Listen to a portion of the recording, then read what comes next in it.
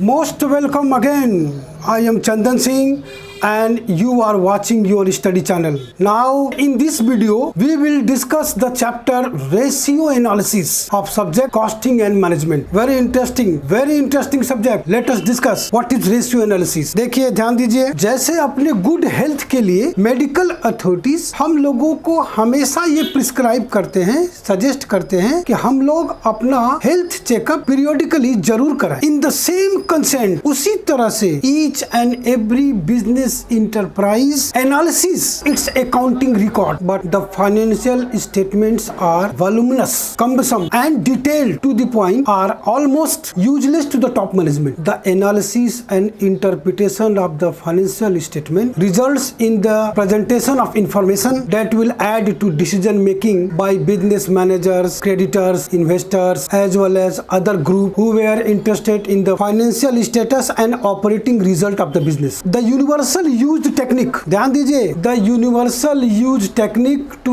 analysis financial statements in modern times is the ratio analysis. Okay, तो इस तरह से बोला जाए, a ratio analysis comparison of two valuable data which have cause and effect relationship. In other words, accounting ratio show interrelationship which exist among various accounting data. In other words, a financial ratio express the relationship between two accounting figure in such way that user can draw conclusion about the performance, strength and weakness of a business firm. Okay, सीधा सीधा बोला जाए तो it is an expression of relationship between one figure and other figure and mutually interdependent. जैसे 10 student 4 book, 10 student and 4 blocks, कोई relation नहीं है। मतलब वो जिस फिगर में रिलेशन एक्सप्रेस करता है वो आपस में इंटरडिपेंड हो, इंटरलिंक, इसी को बोलते हैं रेशियो। ये एक तरह का टेक्निक होता है जिसके जरिए हम लोग इंफॉर्मेशन को प्रेजेंट करते हैं, that can be easily understand. देखिए मैंने इसका कुछ इंपॉर्टेंट पॉइंट यहाँ पे लिखा है। पहला तो बताया ये एक तरह का टेक्निक होता है टू प्रेजेंट इंफॉर्मेशन। ये एक तरह का स्टैटिस्टिकल यार्ड स्टिक होता है to provide relationship between two accounting data. फिर देखिए ये एक तरह का एक्सप्रेशन होता है, ये दो फिगर में रिलेशनशिप एक्सप्रेस करता है which are mutually interdependent, comparison भी करता है दो डाटा का विच आर इंटरडिपेंडेंट। तो ये हुआ मीनिंग ऑफ रेशियो। अब ये रेशियो को अच्छी तरह से सीखने के लिए ये 5 पार्ट में बांटा गया है। पहला है लिक्विडिटी रेशियो। लिक्विडिटी रेशियो मतलब the capacity of a business enterprise to fulfil the short term commitment of the business. माने अचानक अगर बिजनेस के ऊपर कोई लायबिलिटी आ जाए तो बिजनेस उसको पेमेंट कर पाएगा कि नहीं कर पाएगा, इसको चेक करने के लिए हम लोग लिक्विडिटी रेशियो का इस्तेमाल करते हैं। इसके अंदर 2 रेशियो होता है, current ratio and liquid ratio. इसको कैसे निकालते हैं जब इसका सम्स करेंगे तो इसके बारे में डिटेल बता दें। फिलहाल ये जान लीजिए कि लिक्विडिटी पोजीशन जानने के लिए 2 रेशियो का इस्तेमाल होता है, current ratio and liquid ratio. Solvency ratio मतलब हमारे बिजनेस में जो पैसा लगाए हम उनका पैसा रिटर्न कर पाएंगे कि नहीं कर पाएंगे, उसको चेक करने के लिए सॉल्वेंसी पोजीशन का इस्तेमाल होता है जो इन्वेस्टर चेक करते हैं। इसमें आपका आता है डेब्ट equity ratio, total assets to डेब्ट रेशियो, प्रोप्राइटरी रेशियो और इंटरेस्ट कवरेज रेशियो। हम उनका इंटरेस्ट टाइमली पेमेंट कर पाएंगे कि नहीं कर पाएंगे, उनका पैसा रिटर्न कर पाएंगे कि नहीं कर पाएंगे, ये सब चेक करने के लिए हम लोग सॉल्वेंसी रेशियो का इस्तेमाल करते हैं। फिर आपका आया एक्टिविटी रेशियो। फर्म के डिफरेंट एक्टिविटी को सेल या कॉस्ट ऑफ सेल से कंपेयर करते हैं, क्योंकि हर बिजनेस का मेन मकसद होता है टू इंक्रीज सेल। तो फर्म का जो डिफरेंट एक्टिविटी है वो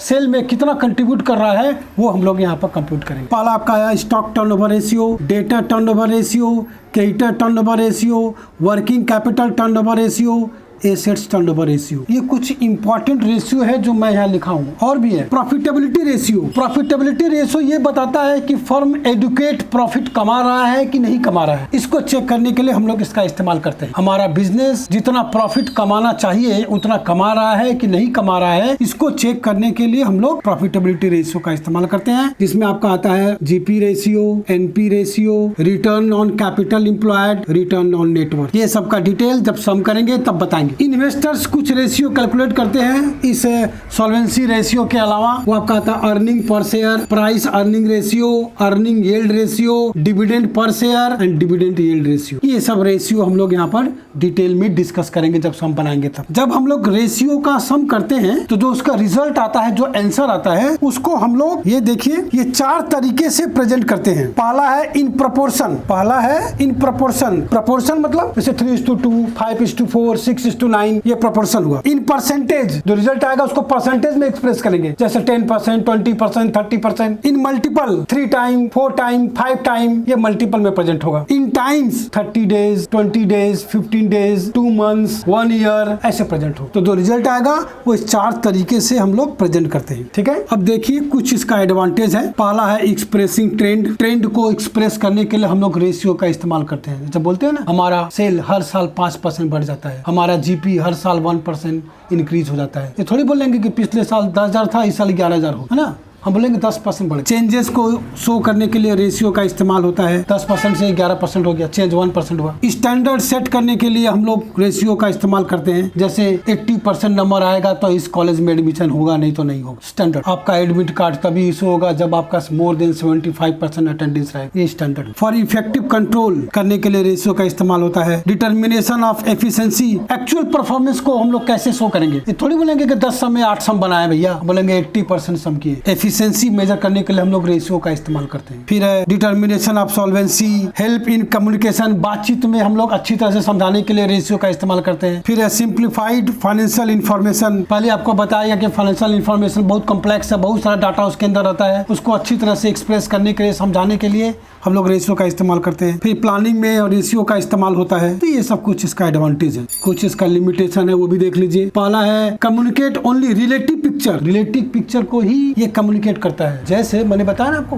दोनों फिगर में म्यूचुअल रिलेशन होना चाहिए। जैसे सेल्स एंड प्रॉफिट, 4 मैन और 10 बुलॉक्स, कोई रिलेशन नहीं। 5 गर्ल्स, 5 लड़की, 10 लोमड़ी, कोई रिलेशन नहीं। 4 आदमी, 10 भैंसा, कोई रिलेशन नहीं। मेल फीमेल, ये रिलेशन। टीचर स्टूडेंट, ये रिलेशन है। स्टूडेंट बुक्स, ये रिलेशन है। तो रिलेटिव पिक्चर्स को ये एक्सप्रेस करता है। और ये एक तरह का, पहले बताया कि एक तरह का टूल होता है, टेक्निक होता है। विंडो ड्रेसिंग भी होता है, मतलब एक्चुअल फिगर को छिपाया भी जाता है रेशियो के जरिए। Variation in accounting method change होने से रेशियो भी क्या होगा, चेंज हो जाएगा। फॉल्स रिजल्ट भी हो सकता है, अगर हम जो डाटा कलेक्ट किए हैं वो अगर फॉल्स है तो रेशियो भी फॉल्स होगा। रेशियो डिपेंड करता है हमारे डाटा के ऊपर, डाटा कितना % करेक्ट है, रेशियो भी उतना % करेक्ट होगा। Variation in accounting method, only one method of standard, no idea about future happening. ये आपका प्रेजेंट डाटा बताता है, फ्यूचर नहीं बताता है। फ्यूचर में क्या होगा, अगर कोई इवेंट हो गया तो हम कैसे मूव करेंगे, मैंने सजेस्ट नहीं करता आपको। प्रेजेंट जो इवेंट हुआ है, उससे जो हमारा ट्रांजैक्शन हुआ है, उससे जो हमारा बैलेंस शीट बना है, उसको ये लोग रेशियो में एक्सप्लेन करता है। कोई इसका स्टैंडर्ड नहीं होता है, कोई कॉमन स्टैंडर्ड नहीं है। इग्नोर क्वालिफिकेशन, जब हम लोग डाटा बनाते हैं तो कुछ रिजर्व रखते हैं, क्वालिफिकेशन रखते हैं, उसको ये इग्नोर करता है कि हम लोग क्या एज्यूम करके डाटा निकाले हैं, वो ये एक्सप्लेन नहीं करता। तो रेशियो क्या होता है, कितने प्रकार का होता है, क्या इसका एडवांटेज है, कैसे इसको प्रेजेंट करते हैं, और कुछ इसका लिमिटेशन है। यही इसका थ्योरी है। अब चलिए कुछ इंपॉर्टेंट सम करके आपको दिखाते हैं ताकि आपको अच्छा आइडिया हो सके। थ्योरी जरूर सुनिए, मैं आपको बार बार बोल रहा हूँ, थ्योरी जरूर सुनिए, सीधा सम नहीं बनाइए। ओके, चलिए ये देखिए, जैसा कि मैंने थ्योरी में बताया था, हम लोगों को ये 5 रेशियो पढ़ना है डिटेल में। उसके बाद प्रिपरेशन ऑफ बैलेंस शीट सीखना है। उसके बाद प्रिपरेशन ऑफ फाइनेंशियल स्टेटमेंट, मतलब ट्रेडिंग, पीएल, बैलेंस शीट तीनों बनाना सीखना है। उसके बाद स्टेटमेंट ऑफ प्रोप्राइटरी फंड सीखना है। उसके बाद हम लोगों को रेशियो निकाल के पेमेंट करना, ये सीख। चलिए एक एक करके सीखते हैं हम लोग। ये देखिए, सबसे पहला रेशियो है लिक्विडिटी रेशियो। ये लिक्विडिटी रेशियो क्या होता है, capacity of an enterprise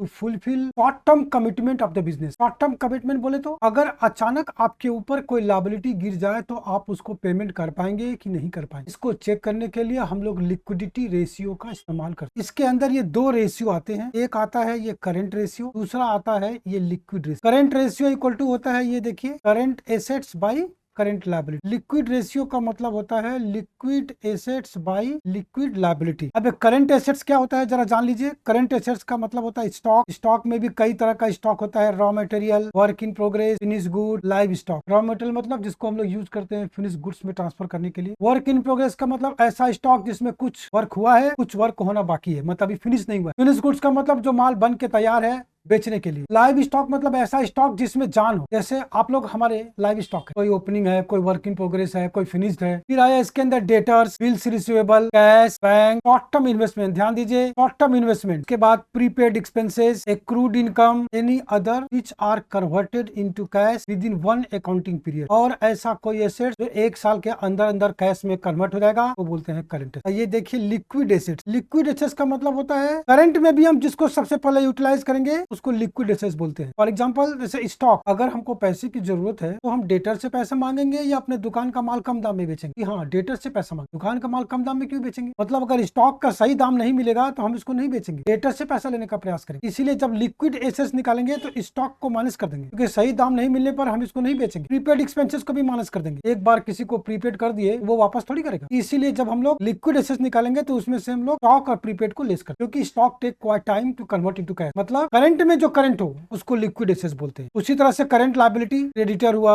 bills payable हुआ, बैंक ओवरड्राफ्ट हुआ, शॉर्ट टर्म लोन हुआ, आउटस्टैंडिंग एक्सपेंसेस हुआ, एडवांस इनकम हुआ, प्रोविजन फॉर टैक्स हुआ, प्रपोज डिविडेंड हुआ, अनक्लेम डिविडेंड हुआ, ये सब हुआ हमारा करंट लायबिलिटी। लिक्विड लायबिलिटी मतलब इस करंट लायबिलिटी में से बैंक ओवरड्राफ्ट को लेस कर दीजिए तो आपका आ जाएगा लिक्विड लायबिलिटी, क्योंकि बैंक ओवरड्राफ्ट को पेमेंट करने के लिए हम लोगों को कुछ समय मिलता है, पर्टिकुलर टाइम का बैंक ओवरड्राफ्ट। इसीलिए लिक्विड लायबिलिटी में बैंक ओवरड्राफ्ट को लेस कर। लेकिन यहाँ एक बात ध्यान दीजिएगा, देखिए नोट में, if bank overdraft is not given then current liability and liquid liability will be same. ध्यान दीजिएगा यहाँ पे। अब चलिए इसका सम करके दिखाते हैं। ये पहला क्वेश्चन देखिए, इसमें एक बैलेंस शीट दिया हुआ है। इस बैलेंस शीट से हम लोगों को करंट रेशियो और लिक्विड रेशियो निकाल। देखिए इसका solution, current ratio equal to होता है current assets by current liability. Current assets के अंतर्गत क्या क्या आता है पहले हम लोग पढ़ चुके हैं। इस बैलेंस शीट में देखिए, इसमें दिया हुआ है स्टॉक, डेटर, कैश, ये करंट एसेट्स है। करंट लायबिलिटी में दिया हुआ क्रेडिटर्स और बैंक ओवरड्राफ्ट। अब इसका वैल्यू यहाँ पुट कर देते हैं। स्टॉक है 1,40,000, डेटर्स है 80,000 और कैश है 40,000।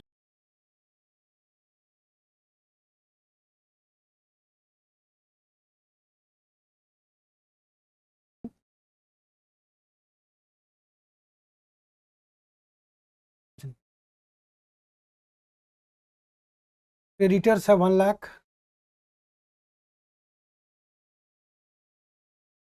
और बैंक ओवरड्राफ्ट है 30,000। ये इक्वल टू 2,50,000 डिवाइडेड बाई 1,30,000। ठीक है, ये ऊपर नीचे जीरो काट के ये आपका आ गया 25/13 इक्वल्स टू, या तो आप इसको 25:13 लिख दीजिए या फिर 25 डिवाइडेड बाई 13 करके जो अमाउंट आएगा वो ये आपका आएगा 1.923। अब लिक्विड रेशियो निकालते हैं। देखिए लिक्विड रेशियो इक्वल्स टू होता है liquid assets by liquid liability. मैंने आपको पहले ही बताया था कि लिक्विड एसेट्स में स्टॉक और प्रीपेड नहीं आता है, इसलिए डेटर और कैश आएगा, यहाँ पे स्टॉक नहीं आएगा और नीचे में बैंक ओवरड्राफ्ट नहीं। ये है इसका फॉर्मूला। डेटर है 80,000 और कैश है 30,000। क्रेडिटर है 1,00,000। ये इक्वल टू हो गया 1,10,000 बाई 1,00,000 इक्वल्स टू, या तो इसको आप 11:10 कर दीजिए या फिर 11 डिवाइडेड बाई 10 करके 1.1 कर दीजिए। दोनों सही। या तो आप ऐसे बनाइए या इसका एक और तरीका है, देखिए ये current assets minus stock minus prepaid. या तो यहाँ पर स्टॉक प्रीपेड लीजिए ही मत, या फिर अगर आप यहाँ करंट एसेट्स लेंगे तो उसमें से स्टॉक का प्रीपेड को लेस कर देंगे और नीचे करंट लायबिलिटी में से बैंक ओवरड्राफ्ट को लेस। देखिए यहाँ देखिए हम लोगों का करंट एसेट्स आया था कितना, 2,50,000 आया था ये वाला।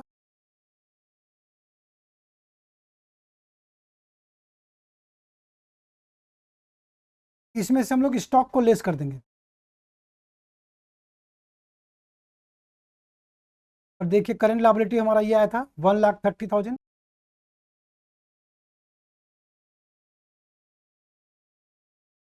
इसमें से हम लोग बैंक ओवरड्राफ्ट को लेस कर देंगे,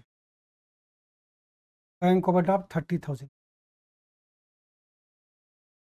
ठीक है, यहाँ ध्यान दीजिए, अगर करंट एसेट्स लेंगे तो इसमें से स्टॉक प्रीपेड को लेस कर देंगे। इस क्वेश्चन में प्रीपेड नहीं था, सिर्फ स्टॉक था, इसलिए स्टॉक लेस किए। और करंट लायबिलिटी लेंगे तो बैंक ओडी लेस कर देंगे, या फिर ऐसे यहाँ पर देखिए लेंगे ही नहीं, यहाँ पे स्टॉक प्रीपेड नहीं लेंगे, नीचे बैंक ओडी नहीं लेंगे। का वैल्यू भी सेम आ रहा है 1,10,000 बाई 1,00,000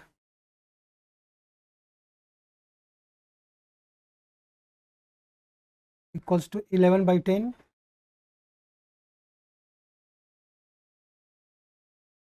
या फिर 1:1।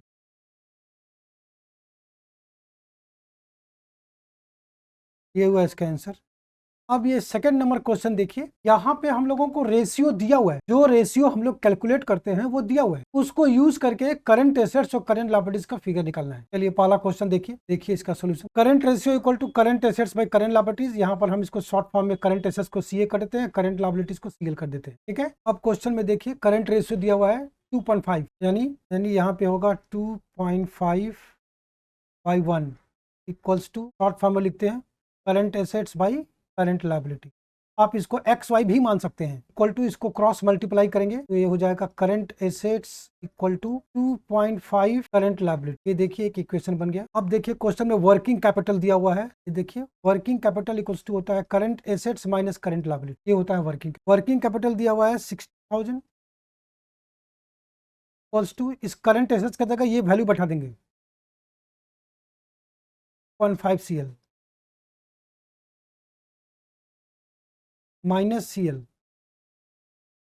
और 30,000 इक्वल्स टू, ये होगा 1.5 CL और 1000 डिवाइडेड बाई 1.5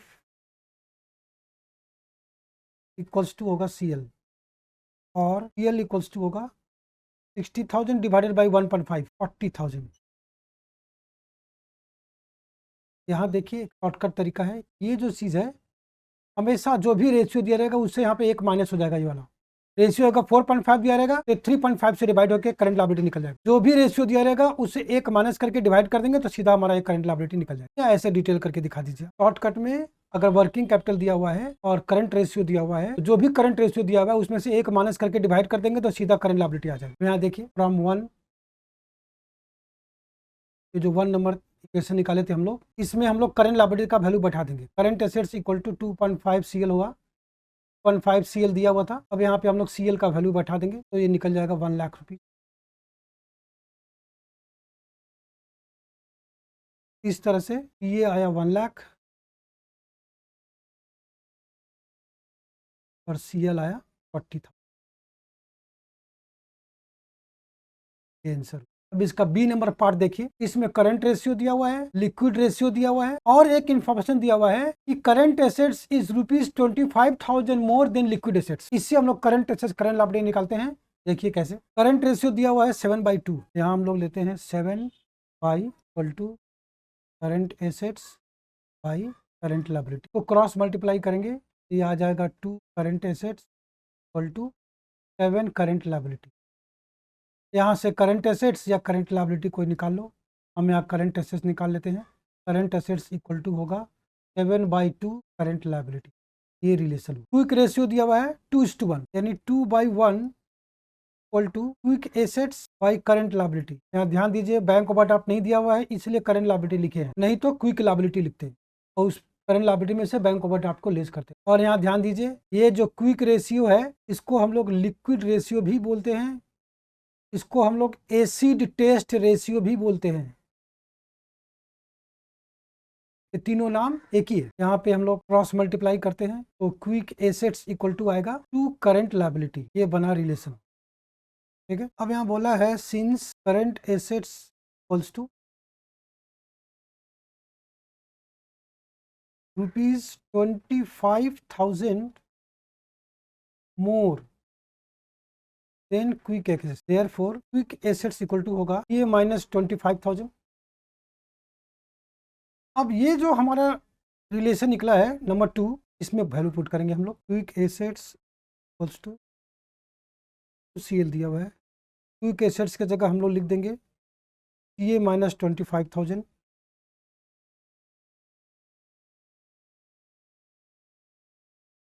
अब हम लोग इस क्विक एसेट्स की जगह बैठा देंगे CA माइनस 25,000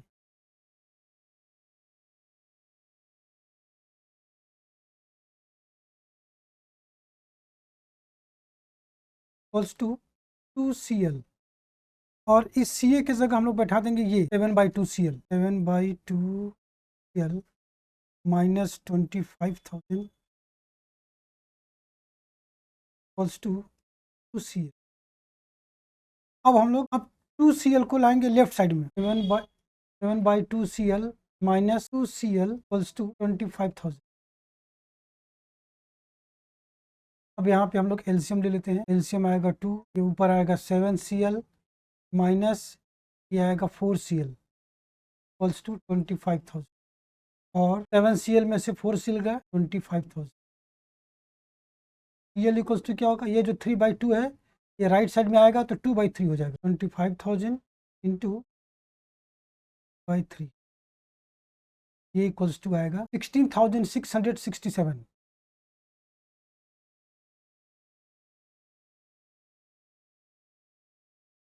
अब इस Cl का वैल्यू हम लोग यहाँ पे Ca इक्वल टू 7/2 Cl में बैठा देंगे। ये इक्वेशन नंबर 1 में ये equals to 7/2 Cl equals to 7/2 into 16,667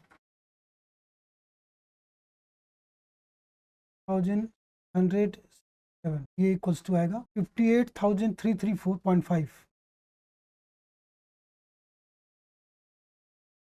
इस तरह से ये इक्वल्स टू आया 8,000.5 और Cl इक्वल्स टू आया 3,007। ये आंसर। अब इसका सी नंबर पार्ट देखिए।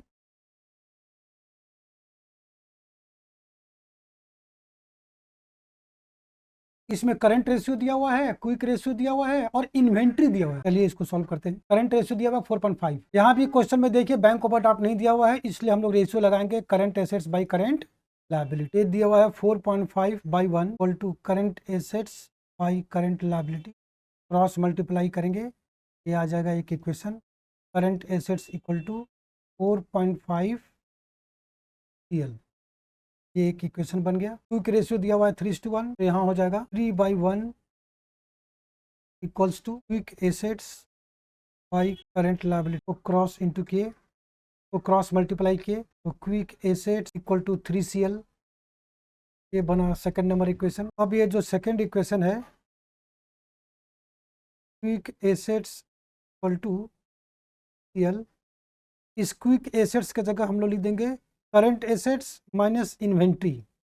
इन्वेंट्री बोलिए या स्टॉक बोलिए, प्रीपेड होता तो वो भी लेस कर देते लेकिन यहाँ पे नहीं है। इक्वल टू 3CL, इस CA के जगह ये बैठाएंगे, देखें 4.5 CL, ये हो गया 4.5 माइनस इन्वेंट्री का वैल्यू दिया हुआ है 72,000 इक्वल्स टू 3CL और 4.5 CL माइनस 3CL इसको इधर ले आए, 72,000 को राइट साइड में ले जाएंगे तो प्लस हो जाएगा ऐसे, और 4.5 CL में से 3CL चला गया, आपका बचेगा 1.5 CL इक्वल्स टू 72,000 और CL इक्वल्स टू ये 1.5 राइट साइड में डिवाइड हो जाएगा, ये आपका आएगा 48,000। अब ये जो करंट लायबिलिटीज आया 48,000 उसको हम लोग इस इक्वेशन नंबर 1 में पुट कर देंगे तो करंट एसेट्स निकले। इक्वेशन नंबर 1 क्या है, करंट एसेट्स इक्वल टू है 4.5 CL, तो यहाँ पे CL का वैल्यू बैठा देते हैं। 4.5 CL की जगह लिख देंगे 48,000, ये इक्वल्स टू आ जाएगा 2,16,000। इस तरह से करंट एसेट्स इक्वल टू आया 2,60,000 और करंट लायबिलिटी इक्वल्स टू आया 48,000।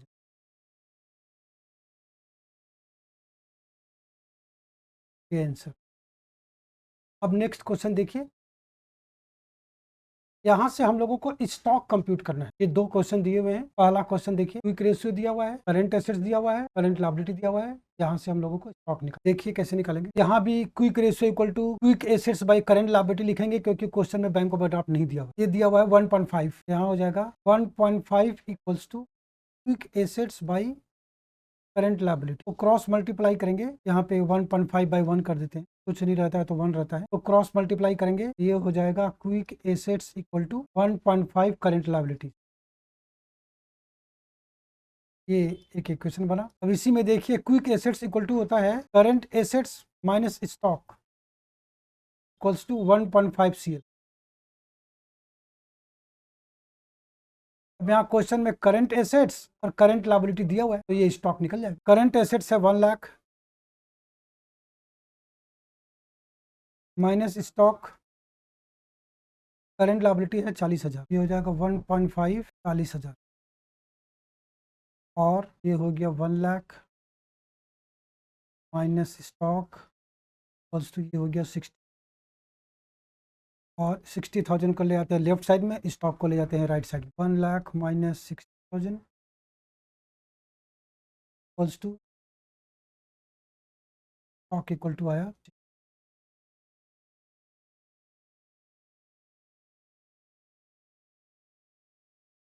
दूसरा क्वेश्चन भी सेम है, लेकिन इसमें बैंक ओवरड्राफ्ट दिया हुआ है। सेम बनेगा लेकिन बैंक ओवरड्राफ्ट दिया हुआ है, तो फॉर्मूला में हम लोग क्विक लायबिलिटी लिखेंगे। देखिए बैंक ओडी दिया हुआ है, इसलिए हम लोग यहाँ पे क्विक लायबिलिटी लिखेंगे, नहीं तो जैसा इसके पहले से हमने लिखे थे करेंट लायबिलिटी वो लिखते हैं। क्विक रेशियो दिया हुआ है 3:1, यानी 3/1 equals to quick assets by quick liability. Cross multiply करेंगे, ये हो जाएगा quick assets equal to 3 quick liability. ये बना इक्वेशन। अब फ्रॉम 1 ये दिया हुआ है quick assets equals to quick liability, ये बना रिलेशन। क्विक एसेट्स में लिख देते हैं हम लोग CA minus stock equals to 3 quick liability में लिख देते हैं current liability minus bank overdraft. ये OD मतलब ओवरड्राफ्ट, हम थोड़ा शॉर्ट फॉर्म में लिख दिए हैं। अब CA का वैल्यू दिया हुआ है, CL का वैल्यू दिया हुआ है, बैंक OD का वैल्यू दिया हुआ है, यहाँ बैठा देते हैं। ये दिया हुआ है 1 lakh minus stock equals to 3, current liability दिया हुआ है 40,000, बैंक ओवरड्राफ्ट दिया हुआ है 10,000, और ये हो गया 1 lakh minus stock equals to 3 bracket में 30,000, और 1 लाख माइनस ये हो गया 90,000, इसको लाया लेफ्ट साइड में, माइनस 90,000 इक्वल्स टू स्टॉक, और स्टॉक इक्वल्स टू 10,000।